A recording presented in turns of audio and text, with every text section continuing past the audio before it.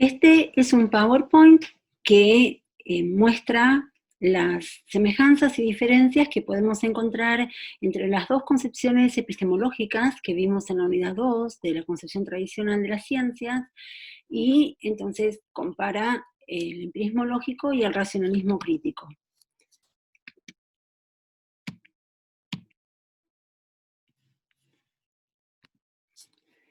Con respecto a las semejanzas, en primer lugar, hay varias semejanzas que atañen al concepto de ciencia que tienen estas concepciones. En primer lugar, el modelo de conocimiento científico son las ciencias naturales. Recuerden que en toda esta parte del programa, en general en toda la materia, nos referimos solamente a las ciencias empíricas, no estamos hablando de las ciencias no empíricas. Todos los problemas que vemos tienen que ver fundamentalmente con las ciencias empíricas, ya sean naturales o sociales, y para todas ellas, para todas las ciencias empíricas, el modelo del conocimiento son las ciencias naturales, en especial la física, por el desarrollo que tuvo la física a principios del siglo XX. Recuerden que estas posturas nacen en esa época, en los principios del siglo XX. En segundo lugar, tenemos que las teorías científicas son sistemas de enunciados, por eso decimos que tienen una concepción lingüística del conocimiento. Recuerden que entonces para estas concepciones, cuando hablamos de conocimiento científico, no hablamos ni de lo que los científicos tienen en la cabeza, no es lo que los científicos piensan, no son los descubrimientos. Recuerden que con respecto al descubrimiento tenemos un contexto específico, y eso no es conocimiento científico, sino que son los enunciados, las leyes, los enunciados observacionales, los enunciados, digamos, generales, intermedios, entre las leyes teóricas y me refiero a los enunciados universales empíricos. Siempre hablamos de enunciados. Una teoría es ese conjunto de enunciados de distintos tipos y niveles. En tercer lugar, comparten estas tres preguntas. Entonces, porque si las teorías son sistemas de enunciados, entonces hay tres preguntas que son fundamentales. Una es, ¿qué enunciados constituyen una teoría? Ustedes vieron en un esquema más simplificado los enunciados de nivel 1, nivel 2 y nivel 3. Esos son los enunciados que constituyen una teoría. La segunda pregunta es cómo se obtienen. Si se obtienen mediante la observación, si se obtienen mediante la inducción, mediante la deducción, o incluso mediante la inspiración. Vamos a aclarar esto. Solamente podemos obtener mediante la observación enunciados observacionales. No se puede obtener mediante la observación enunciados universales. Recuerden por qué, porque la observación es siempre particular, es siempre observar en un momento y lugar determinados. Entonces, con una observación en un momento y lugar determinados, no podemos enunciar, digamos, describir esa observación con un enunciado universal que se refiere a todo tiempo y lugar. Mediante la inducción, sí, para el empirismo lógico se obtienen los enunciados universales a partir de enunciados observacionales. Mediante la deducción podemos obtener distintos tipos de enunciados según el tipo de deducción que hagamos. Los observacionales también se pueden obtener mediante la observación. Y la inspiración tiene que ver con cómo se obtienen las hipótesis en el método hipotético deductivo. La inspiración tendría que ver con ese contexto de descubrimiento en el cual no hay lógica de descubrimiento, no hay método de descubrimiento, sino que hay ciertos procesos psicológicos que, según el empirismo, el racionalismo crítico, conducen a los científicos a enunciar sus hipótesis. Con respecto a cómo se justifican, ya la inspiración, como ven, no sirve para justificar ningún enunciado científico, pero sí, ahí tenemos observación, otra vez. Recuerden que también la observación solo me permite justificar enunciados observacionales, es decir, singulares y empíricos. Para justificar enunciados universales necesito o bien la deducción o bien la inducción. La deducción es en el método hipotético deductivo, la inducción en el método inductivo. Segundo grupo de semejanzas, con respecto a la centralidad del método y la racionalidad científica. Sabemos que la racionalidad se identifica con las reglas del método porque el método se basa en la lógica. Recuerden que el supuesto aquí es que la racionalidad es universal. Si efectivamente estamos razonando, si efectivamente estamos usando nuestra razón, no importa dónde vivamos, en qué época, en qué comunidad, qué lenguaje hablemos, qué creencias religiosas tengamos, no importa, la razón funciona igual para todos. Y la lógica es racional. El método, al apoyarse en la lógica, garantiza la racionalidad científica y se identifica con ella. En segundo lugar, existe un único método para todas las ciencias empíricas. Recuerden, el modelo era la física, en particular como una de las ciencias naturales. La idea es que tanto las ciencias sociales como las naturales tienen que usar el único método si es que quieren garantizar la verdad de sus conocimientos. Y el método, como dice el enunciado, es el mismo. En tercer lugar, existe un criterio general de demarcación que establece cuál teoría es científica y cuál no. Y en cuarto lugar, existe una clara distinción entre contexto de descubrimiento y contexto de justificación. Esto es lo que hablábamos hace un rato. Contexto de descubrimiento no tiene método, no tiene lógica, por lo tanto no es racional. En cambio, en el contexto de justificación existe un método y por lo tanto existe racionalidad. Y eso es lo que entonces permite garantizar la verdad de los enunciados científicos, de las teorías científicas. Con respecto a la observación, este tercer grupo de semejanzas, hay una clara distinción entre teoría y observación. Se distingue muy claramente para la concepción tradicional. La idea, de alguna manera, es que es posible observar sin interpretar.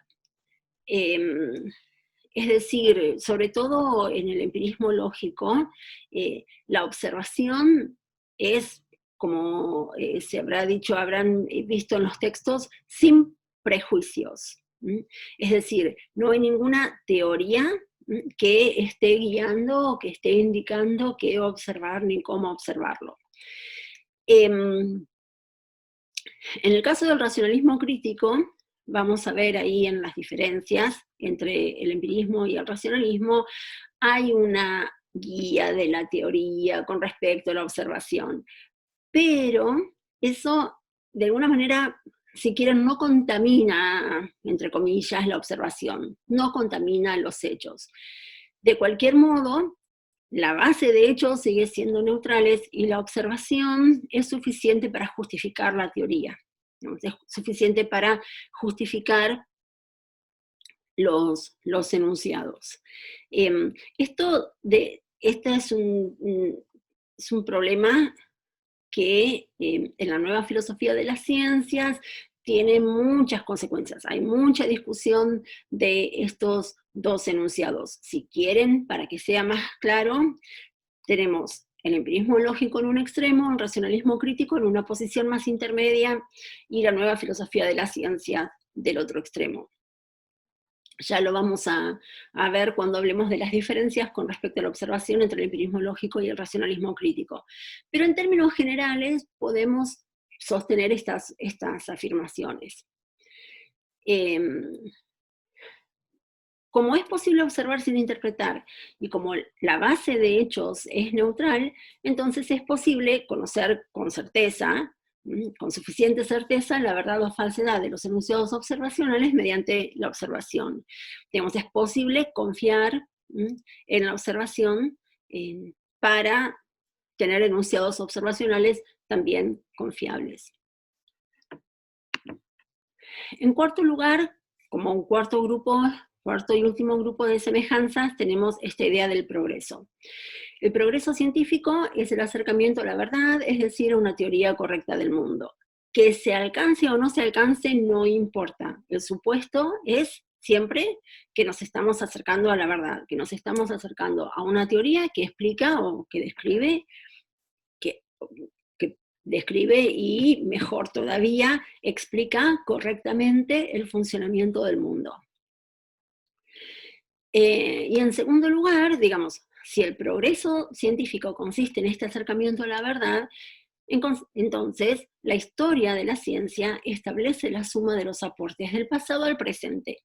¿En qué consiste la tarea de un historiador de la ciencia? En preguntarse quién estableció, quién justificó, qué teoría y cuándo, y armar una especie de línea de tiempo, ubicando cada teoría en el momento en que fue justificada por cada científico. Kuhn, nosotros vamos a ver ahora cuando empecemos a hablar de Kuhn, de la nueva filosofía de las ciencias, bueno, no, en realidad ya lo habrán leído, cuestiona esta idea de la historia de las ciencias. Vamos a profundizar esto más adelante, no vamos a profundizarlo acá para no perder el objetivo de este PowerPoint, pero simplemente tengan en cuenta que hay un fuerte cuestionamiento de este supuesto con respecto a cuál es la función del historiador y en qué consiste la historia de las ciencias. Vamos a las diferencias. Y para las diferencias, vamos a mover ahí para que se vea. Para las diferencias, vamos a ir, el número 1, acá en diferencias, remite a las semejanzas 1. ¿Sí? Para que ustedes puedan volver atrás en el PowerPoint y hagan la comparación ordenada. La semejanza era que las teorías científicas son sistemas de enunciados. La diferencia está en cómo se seleccionan esos sistemas de enunciados, cómo se hace una selección. Es decir, cuáles, digamos, consideramos que quedan en la historia de la ciencia como conocimiento científico y cuáles no. No confundir con criterio de marcación. Criterio de marcación selecciona, sí, también selecciona cuáles teorías son científicas y cuáles teorías son pseudociencias. Acá lo que se selecciona es cuáles teorías están bien justificadas y cuáles teorías están mal justificadas. Eso no quiere decir que sean pseudocientíficas. Si fueran pseudocientíficas, probablemente ni siquiera fuera posible intentar justificarlas. Está la diferencia. Para el empirismo lógico, los sistemas científicos, las teorías se seleccionan en sentido positivo. Es decir, de alguna manera, cuando hablamos, veamos las diferencias que tienen que ver con el progreso, para el empirismo lógico lo que vamos es seleccionando las teorías verdaderas. Sabemos cuáles son verdaderas y las vamos reuniendo o acumulando. Para el racionalismo crítico, el sistema se selecciona en sentido negativo. Es decir, como vamos a ver también cuando hablemos del progreso, es una especie de selección por ensayo y error.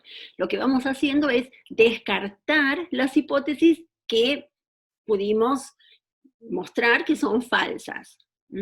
Pero recuerden que en el racionalismo crítico nunca podemos estar completamente seguros de la verdad de los enunciados universales.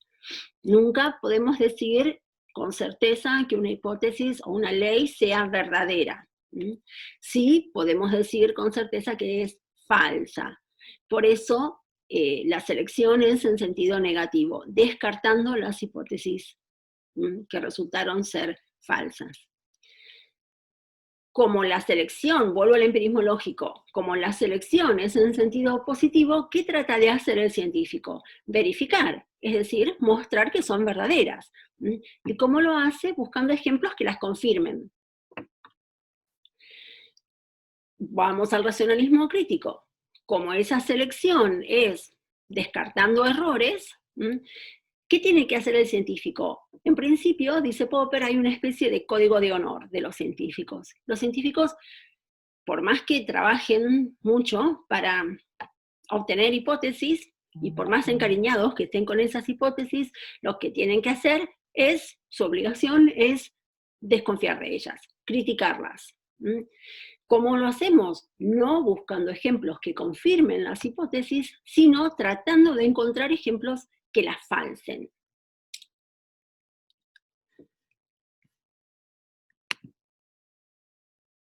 Y siguiendo con esas semejanzas que vimos en la primera diapositiva de semejanzas, están dos diapositivas separadas porque si lo poníamos todo en una quedaba demasiado pequeñita la letra. La idea en el empirismo lógico es que una vez que se confirma la ley, entonces queda verificada. Una vez que encuentro suficientes ejemplos, como veíamos en la diapositiva anterior, queda verificada, resulta verificada, aceptada, seguimos, acumulamos verdades. Para el racionalismo crítico, como lo que hay que hacer es criticarlas, bueno, hay hipótesis que resisten a esos intentos de crítica, resisten a esas que llamamos contrastaciones. Una contrastación es una puesta a prueba. Yo pongo a prueba la hipótesis con algún posible contraejemplo, a ver si resiste o no resiste. Una vez que entonces vemos que pasó suficientemente bien por distintas instancias de esta contrastación, o sea, le presentamos varios contraejemplos y en todos esos contraejemplos resultó que ninguno efectivamente era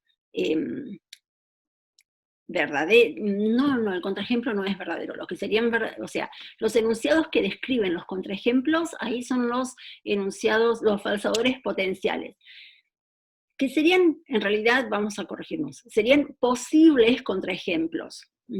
Cuando planteamos un falsador potencial, no lo planteamos a partir de una observación, lo planteamos a partir de, sabiendo cómo es la hipótesis, si toda la hipótesis es todas las manzanas son rojas, digo, bueno, a ver, ¿cuál podría ser un contraejemplo de esa hipótesis? Bueno, un contraejemplo sería, esta manzana es violeta. Ese enunciado observacional, esta manzana es violeta, no lo obtuve mediante la observación, lo obtuve pensando cuál sería un contraejemplo de esa hipótesis. Es decir, ese falsador potencial lo obtuve mediante una contraposición lógica. ¿Cuál sería un enunciado lógicamente contradictorio con todas las manzanas son rojas? Si encuentro, ahora sí, si encuentro en algún momento, en algún lugar, efectivamente, una manzana violeta, ahí sí encontré ese contraejemplo. Si no, bueno, la hipótesis, mientras no la encuentre, la hipótesis resiste. Recuerden lo que decíamos en la diapositiva anterior. Popper dice, el científico tiene que dedicarse a tratar de encontrar esa manzana violeta. Tiene que hacer todo lo posible por tratar de encontrarla. Cuando no la encuentra, bueno, entonces dice, bueno, esta hipótesis es buena, porque a pesar de todos mis esfuerzos, no la encontré. Entonces, la hipótesis decimos que se confirma, pero no en el sentido del empirismo lógico como verdadera. Lo que hacemos es aceptarla provisoriamente. Recuerden que está este supuesto de falibilidad del conocimiento. El conocimiento es falible, es decir, en cualquier momento puede aparecer una investigación más completa, que encuentre algo que yo no vi, que busque en un lugar donde yo no busqué, y que false esa hipótesis. Es decir, en cualquier momento puede aparecer una hipótesis que supere, que sea superadora, una teoría que sea superadora de la que nosotros aceptamos por el momento. Por eso hablamos de una aceptación provisoria.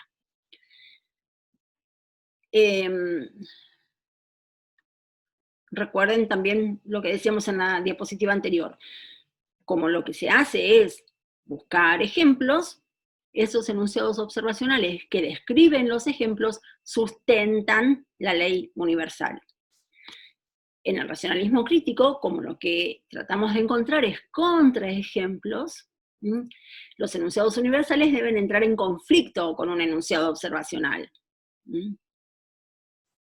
Es decir, con los falsadores, esos enunciados observacionales con los que entran en conflicto son los falsadores potenciales.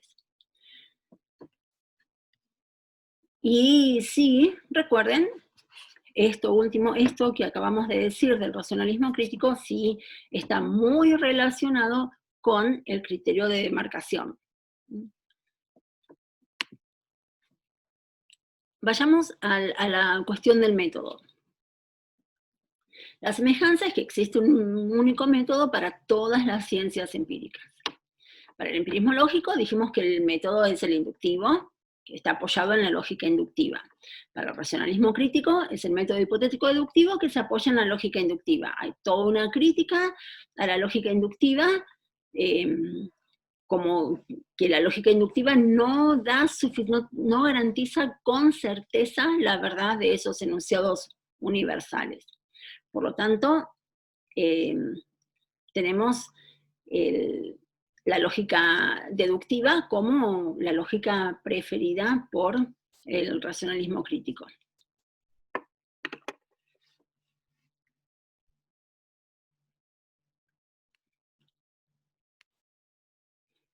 Disculpas. Bien, disculpas, estas cosas pasan, se me enchufaba el aparato me quedaba sin batería. Estábamos entonces en cuál es el método. Recuerden que es único, pero para cada corriente es diferente. Dijimos, para el empirismo lógico, el método inductivo, para el racionalismo crítico, el método hipotético-deductivo. ¿Cómo funciona el método inductivo? Como dijimos, las leyes universales teóricas se verifican a partir de enunciados observacionales verdaderos, que son las premisas de la inducción. Es decir, esos enunciados observacionales son verdaderos. ¿Cómo se garantiza esa verdad? ¿Cómo se justifica? Porque se obtienen mediante la observación. Esa observación que no es interpretación, que es libre de prejuicios y que por lo tanto asegura la verdad de esos enunciados. Esos enunciados constituyen las premisas de la inducción.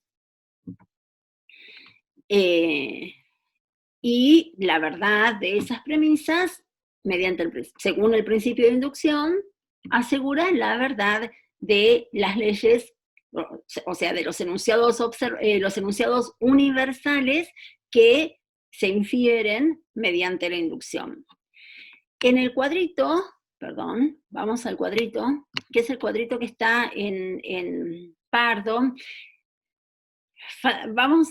Lo que voy a hacer ahora es agregar algunos detalles, porque el cuadro no tiene, a diferencia del cuadro del método hipotético-deductivo, que está muy detallado, este cuadro no está tan detallado, así que ahora vamos a agregar algunos detalles.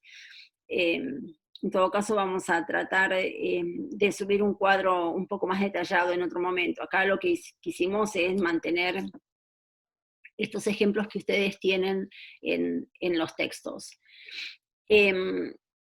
Recuerden entonces, donde dice nivel 1, se refiere a los enunciados observacionales que se obtienen mediante la inducción. Los enunciados observacionales que se obtienen mediante la observación y que van a constituir las premisas de la inducción. Esa flecha que va para arriba, y que dice descubrimiento, en realidad es la inducción. Lo que habría, a donde conduce esa flecha, es a las leyes universales, a los enunciados universales, o leyes, mediante la inducción. ¿Por qué dice descubrimiento? Porque ante las críticas que se le han hecho a la inducción, algunos epistemólogos, empiristas, que quieren de alguna manera seguir defendiendo al método inductivo, dicen, bueno, está bien, puede que no sirva como método de justificación, pero sí puede servir como método, sí puede ser útil como método de descubrimiento. El racionalismo crítico dirá, no, tampoco, no hay método de descubrimiento. Pero, como algunos defensores de la inducción quieren mantenerla de alguna manera, dicen, bueno, esa inducción permite el descubrimiento, ¿de acuerdo? Pero lo importante es que esa flecha que parte del nivel 1 hacia el nivel 2, como dice ahí arriba el cuadro, me permite establecer leyes. En esa flecha que baja del nivel 2 al nivel 1, otra vez dice justificación. Eso sería, justamente poniéndonos ya en el lugar de defensores del inductivismo, de las críticas que se le hacen, la inducción me permite descubrir y después la deducción me permite justificar. Porque esa flecha que baja sería del 2 al 1, sería una deducción. En otros esquemas, ahí lo que tendríamos, más que una justificación, es una explicación. Es decir, una vez que obtuvimos una ley, con esa ley universal, después podemos explicar casos particulares. Lo que nos quedaría entonces es enunciados observacionales, nivel 1, obtenidos mediante la observación, justificados mediante la observación, son enunciados de nivel 1 verdaderos, una inducción que nos conduce al nivel 2, que tiene como premisas esos enunciados observacionales, y como conclusión la ley, y después esa ley se usa para explicar otros casos particulares que vayan apareciendo después. Eso sería el esquema inicial. Después de las críticas a la inducción, el empirismo lógico dijo, bueno, está bien, aceptamos las críticas, pero no queremos abandonar la inducción como método. Entonces, esos enunciados universales, esos enunciados observacionales, me permiten descubrir o proponer leyes de nivel 2, y después las aplico esa ley a otros casos particulares nuevos, y así las justifico. ¿Está? Eso para el racionalismo crítico no es necesario, es absurdo, no hay forma de salvar a la inducción como lógica, como lógica científica, como lógica adecuada para producir conocimiento científico. Por lo tanto, lo que proponen es el método hipotético deductivo, que usa la lógica deductiva, no usa la lógica inductiva en ningún momento. Tenemos hipótesis universales teóricas que se contrastan mediante enunciados observacionales, que serían los falsadores potenciales o las consecuencias observacionales. En rigor, por supuesto, cuando el falsador potencial es verdadero, la hipótesis resulta refutada, ¿no? O cuando las consecuencias observacionales son falsas, la hipótesis resulta refutada. En principio, es importante que existan las dos cosas, que existan los dos tipos de enunciados. Enunciados falsadores potenciales, insisto, que de ser verdaderos refutarían la hipótesis, y que existan consecuencias observacionales que de ser falsas refutarían la hipótesis. Si las consecuencias observacionales fueran verdaderas, eso no verifica la hipótesis. Lo que me dice es que la hipótesis resistió a este intento de refutación o resistió a esta contrastación. Tengan en cuenta, entonces, se contrastan mediante enunciados observacionales, falsadores potenciales y consecuencias observacionales. Cuando los falsadores potenciales son verdaderos, las hipótesis resultan falsadas. Cuando las consecuencias observacionales son falsas, las hipótesis también resultan falsadas. Lo vamos a ver acá en el cuadrito. Iniciamos por hipótesis principales, ¿sí? Que son enunciados, como dice acá, de nivel 3. ¿Cómo se obtienen? Estas sí se pueden obtener, como decíamos en las diapositivas anterior, mediante la inspiración. En realidad no importa, a Popper no le importa cómo se obtienen. Por supuesto, no van a decir cualquier cosa, porque en realidad estas hipótesis son respuestas a preguntas o respuestas a problemas. Y esos problemas, que no aparecen acá en el cuadrito, pero esos problemas se plantean en función del conocimiento que existe en la época, ¿sí? Digamos, no es que, hoy un científico se inspira y dice, bueno, acá se me ocurrió una hipótesis, porque sí, de la nada. No, hay un conocimiento que existe en la época, hay problemas sin resolver en el marco de esos conocimientos existentes, y es en función de esos problemas, buscamos respuestas. Las respuestas a esos problemas serían estas hipótesis. Ahora, así se obtienen. Como ven, no es pura inspiración, digamos, si no tengo ningún conocimiento, tampoco se me va a ocurrir de la nada esa hipótesis, ¿no? Lo que se llama inspiración lo llamamos inspiración para subrayar que no existe un método, que me permita, a partir de un problema, elaborar una hipótesis. Sí hay ciertos conocimientos y sí hay elementos psicológicos que en determinadas circunstancias permiten a un científico proponer esa hipótesis en respuesta al problema. Así es como se obtiene, entonces. ¿Cómo se justifica? Bien, ahora sí, se justifica de manera deductiva. A partir que se obtuvo esa hipótesis, comienza un proceso deductivo que pasa por el nivel 2 y me lleva al nivel 1, que son las consecuencias observacionales. Las consecuencias observacionales se deducen de la hipótesis, ¿sí? Los falsadores potenciales no aparecen en este cuadro, no se deducen de la hipótesis. ¿En qué momento entran en juego? Porque cuando elaboramos esa hipótesis, cuando proponemos esa hipótesis, lo primero que tenemos que establecer es si es falsable o no es falsable, ¿sí? Antes de empezar a hacer el proceso de deducción, tenemos que definir si es falsable o no. Ahí, en ese momento, entonces, para definir si es falsable o no, es que se se proponen los falsadores potenciales.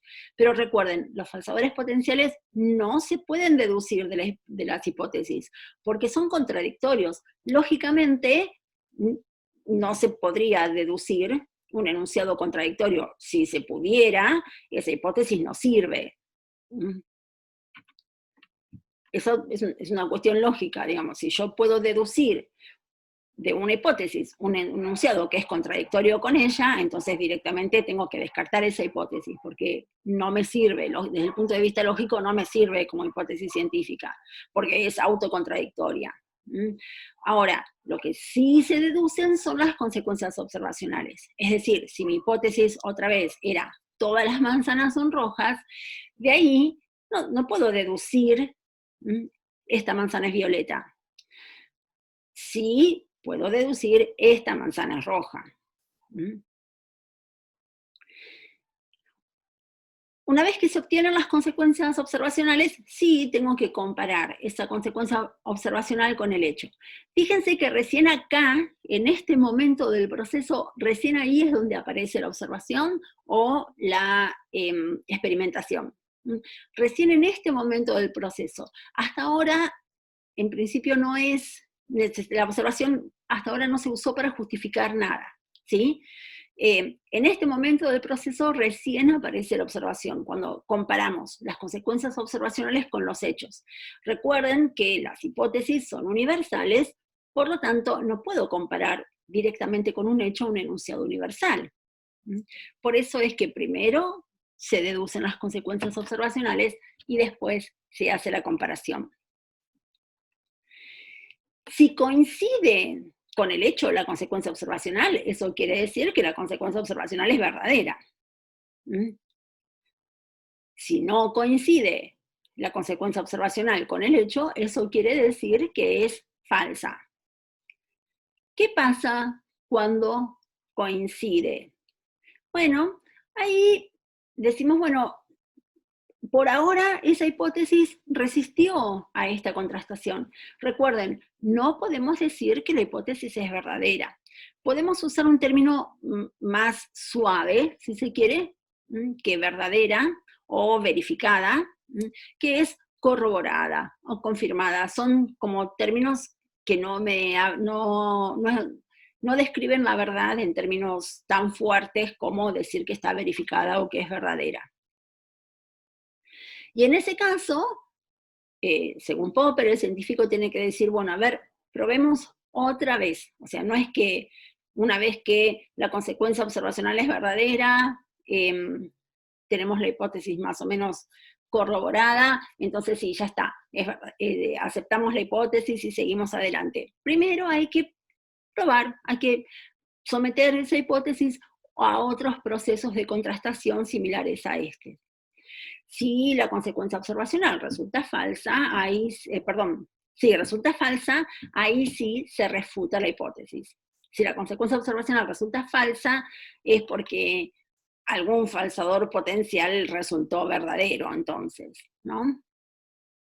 Porque recuerden que siempre la consecuencia y el falsador, una consecuencia y un falsador son contrarios. O sea,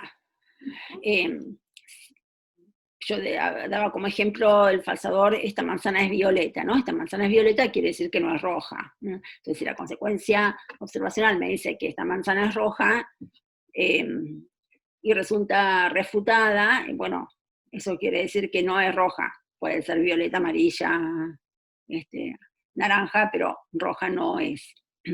Y en ese caso hay que revisar la hipótesis, o hay que cambiarla directamente, o hay que hacer alguna revisión, ¿no?, en la hipótesis, porque, otra vez, esa hipótesis entonces no sirve, digamos, si en este proceso de contrastación resultó que sus consecuencias observacionales son falsas. Voy a interrumpir un segundo para corregir la diapositiva anterior, porque no quiero que conduzca a errores.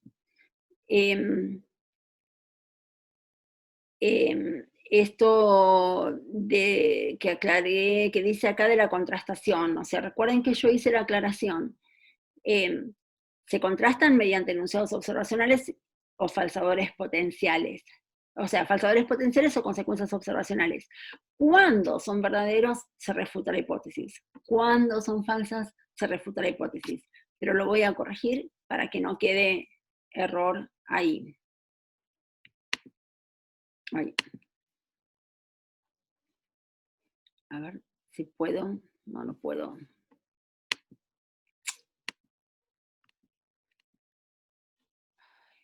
Bien.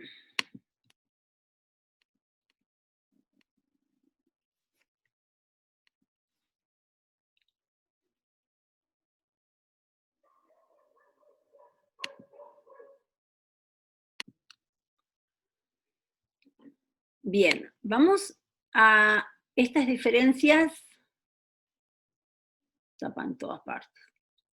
Estas diferencias que se refieren al segundo grupo de afirmaciones, y de esas afirmaciones vamos a tomar esta, que existe un criterio general de demarcación que establece cuál teoría científica y cuál no.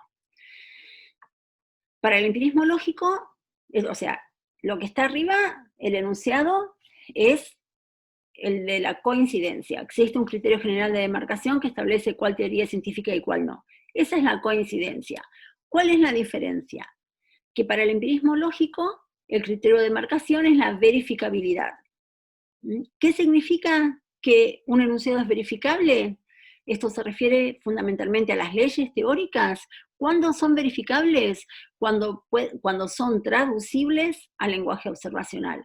Si tengo un enunciado universal y no tengo ninguna forma de decir ese enunciado, de traducir ese enunciado, de reformular ese enunciado en lenguaje observacional, no puedo.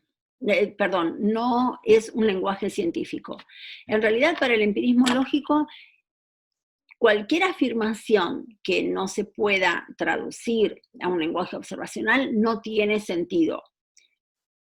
Y es una afirmación pseudocientífica. Algunos ejemplos que ellos dan es, por ejemplo, si dijéramos, no sé, el enunciado Dios existe o Dios no existe. Bueno, ellos dicen, está bien, a ver, para que yo pueda incluir ese enunciado en una teoría científica, usted me tiene que decir primero cómo digo lo mismo, o cómo lo convierto en un enunciado observacional. Si no puedo hacer eso, entonces no puede ser parte de una teoría científica. Y no solo eso, ellos van todavía más lejos. Como acabo de decir, ese enunciado no tiene sentido. No se puede entender por completo qué es lo que significa ese enunciado.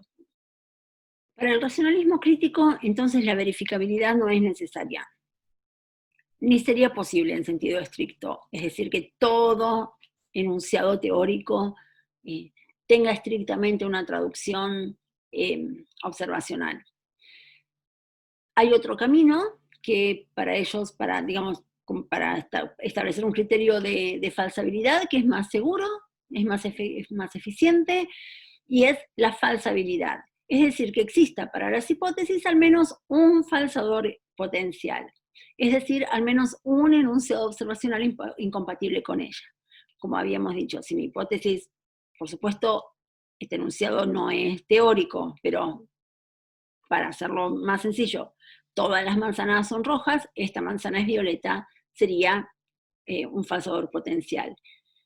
Esto es importante porque para el racionalismo crítico, algunas hipótesis pueden tener consecuencias observacionales y aún así no ser científicas.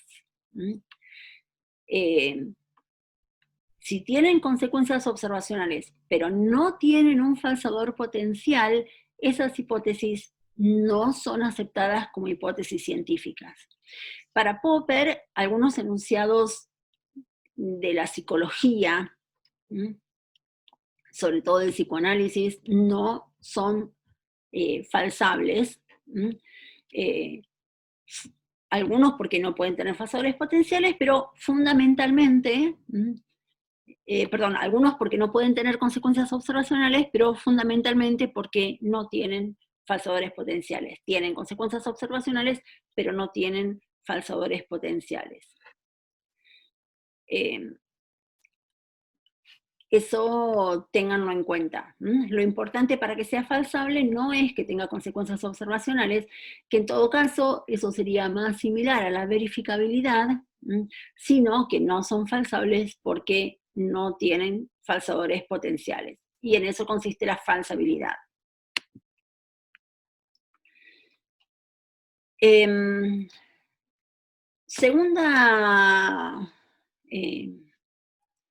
el segundo grupo de diferencias, en el segundo grupo de semejanzas también tenemos esta afirmación. Existe una clara distinción entre el contexto de descubrimiento y el contexto de justificación.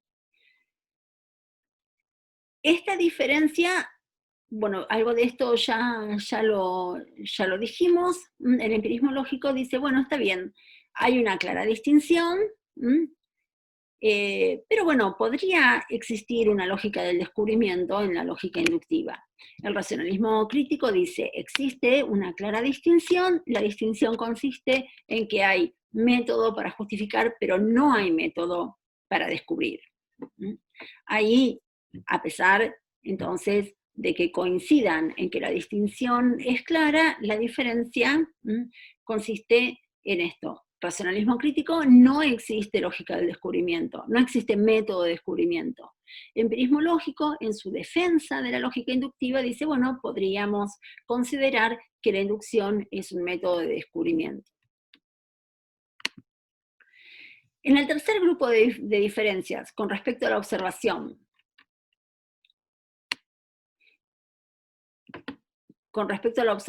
entonces, se distingue la teoría de la observación, es posible observar sin interpretar, existen esos hechos neutrales, recuerden, todo eso decía ese tercer grupo de enunciados.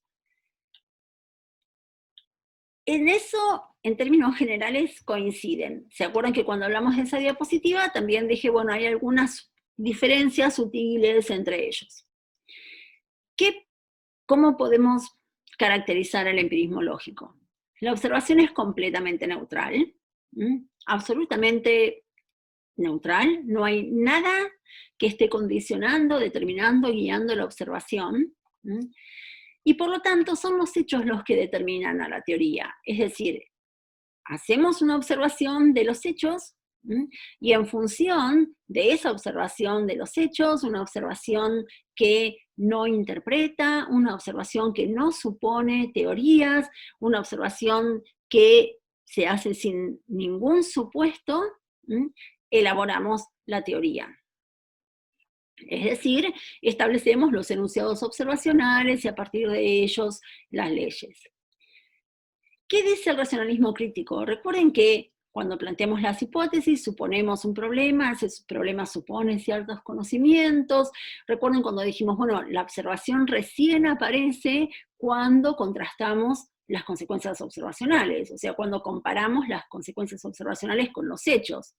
Esto indica que la observación es guiada por la teoría, porque no vamos a hacer una observación arbitraria, digamos, no vamos a empezar a coleccionar observaciones. Lo que vamos a hacer es observar lo que dice la consecuencia observacional, por lo tanto, esa observación va a estar guiada por la teoría. Sin embargo, y a pesar de que esa observación esté guiada por la teoría, y eso es lo que quiere decir la flechita que va hacia abajo en el esquemita, los hechos guían la aceptación o rechazo de la teoría. Es decir, si esa teoría, como habíamos visto, si esas consecuencias observacionales coinciden con los hechos, eso es lo que va a determinar que digamos, bueno, resistió esta hipótesis, parece que viene probando que es adecuada, o si la consecuencia observacional no coincide con los hechos, entonces vamos a decir, entonces esta hipótesis vamos a tener que modificarla o descartarla. Fíjense que vamos al esquemita, en ambos casos tenemos una línea que separa la teoría de los hechos. Está claramente diferenciada la teoría de los hechos. La observación me sirve para unir la teoría con los hechos y, en todo caso, para justificar alguno de los enunciados, siempre enunciados observacionales, que en un caso son la base de la verdad, en el empirismo lógico son la base de la inducción, o sea, la base de la verdad de las leyes, y en el otro caso me sirven para contrastar las consecuencias o los falsadores con los hechos. Resalto esto porque cuando veamos la nueva filosofía de las ciencias, esa línea tan clara que separa la teoría de los hechos desaparece. Y por eso yo les decía al principio de la grabación, si quieren poner a empirismo lógico, racionalismo crítico y la nueva filosofía de las ciencias con respecto a esta cuestión de la observación, ponerlos en un esquema, digamos, en una línea gradual, quien está en un extremo, quien está en una posición intermedia, podríamos decir, el empirismo lógico está en un extremo, los hechos son completamente independientes de la teoría, no hay ninguna influencia, o sea, los hechos son independientes de la teoría y no hay ninguna determinación de los hechos. Al revés, la determinación va de los hechos a la teoría. Y la observación no tiene ninguna guía, la observación es completamente neutral. En el caso del racionalismo crítico tenemos una postura intermedia porque hay una guía de la teoría con respecto a la observación. La teoría me dice qué tengo que observar, no voy a hacer una colección de hechos al azar. Bueno, eso es una de las críticas que se le hacen al empirismo lógico. O sea, que entonces los científicos tienen que coleccionar hechos al azar, que recién después pensar cómo pueden estar conectados a través de una teoría, eso resulta un poco absurdo. La teoría siempre me dice, el científico va a buscar observar lo que la teoría le dice. Es verdad que es la observación la que me permite verificar los enunciados observacionales, pero también es verdad, dice Popper, que en algunas circunstancias los científicos tienen que ponerse de acuerdo con respecto a la verdad de los enunciados observacionales, en función de esa guía de las teorías. Pero ese acuerdo es un acuerdo sobre los enunciados observacionales. Los hechos siguen siendo completamente independientes, tanto de la teoría como de la observación. Lo que vamos a ver en la nueva filosofía de la ciencia es un cuestionamiento de esa independencia de los hechos con respecto al marco de la investigación. Y sí, por supuesto, una guía mucho más fuerte, una determinación mucho más fuerte de la teoría sobre la observación. Pero eso lo veremos en otro momento cuando hablemos de la nueva filosofía de las ciencias. Bien, y por último, recuerden que el cuarto grupo de diferencias tenía que ver con esta idea de progreso. La afirmación era que el progreso científico es el cuarto grupo de semejanzas, que el progreso científico es el acercamiento a la verdad, es decir, a la teoría correcta del mundo. El empirismo lógico considera que el conocimiento científico progresa acumulando leyes o enunciados en general que sean verdaderos, también más enunciados observacionales que apoyen, en que se puedan apoyar las leyes, mientras que el racionalismo crítico considera que el conocimiento progresa un poco por ensayo y error, o podemos decir también, como dice Popper dice, eliminando errores, o sea, descartando hipótesis falsas. Bien, esto es... Aquí terminamos con esta exposición de las semejanzas y las diferencias entre el racionalismo crítico y el empirismo lógico. Recuerden de todos modos que ambos constituyen la concepción tradicional de las ciencias en función de sus semejanzas, ¿no? Como dice Pérez Ranzans, podemos establecer diferencias, pero el punto de partida de esas diferencias son sus semejanzas, son sus similitudes o sus acuerdos. Están de acuerdo en los conceptos básicos, fundamentales, y a partir de ese acuerdo, de todos modos, es que se plantean estas diferencias. Si tuvieran alguna pregunta, eso lo pueden plantear en el próximo chat, ¿sí? Y creo que entonces es todo. Espero que haya sido claro. Insisto, si hubiera alguna pregunta, todavía la podemos plantear en el próximo chat. Y no lo dije al principio, lo digo ahora, una alegría haberme reincorporado a las tareas en la UMPA, y bueno, y seguimos trabajando para poder llevar la materia de la mejor manera que podamos. Un saludo. Buenas tardes.